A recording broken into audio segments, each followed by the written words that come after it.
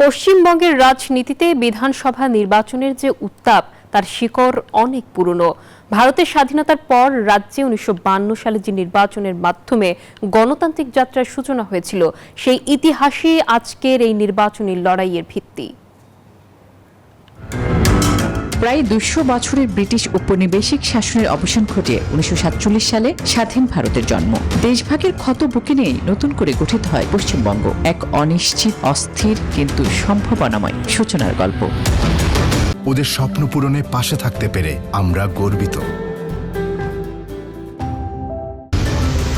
সেই প্রেক্ষাপটে গণতন্ত্রের প্রথম পরীক্ষা আসে ১৯৫২ সালে। ওই বছরের ৩১ মার্চ একটি ঐতিহাসিক দিন। ওই বছরের এই দিনে অনুষ্ঠিত হয় পশ্চিমবঙ্গের প্রথম বিধানসভা নির্বাচন। প্রথমবারের মতো জনগণ সরাসরি ভোট দিয়ে নিজেদের প্রতিনিধি বেছে নেওয়ার সুযোগ পায়। গণতন্ত্র তখন শুধু ধারণা নয়, বাস্তবতার রূপ নিতে শুরু করে।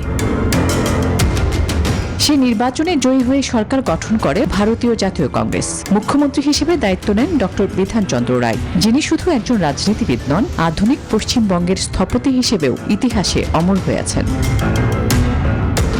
১৯৫২ সালের সেই নির্বাচন তৈরি করে গণতান্ত্রিক ধারার ভিত। এ নিয়ে ১৮তম বিধানসভা নির্বাচন।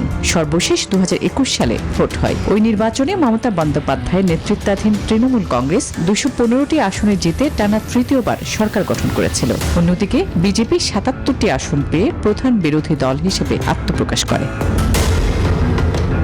আসমাতুলি, নিউজ 24।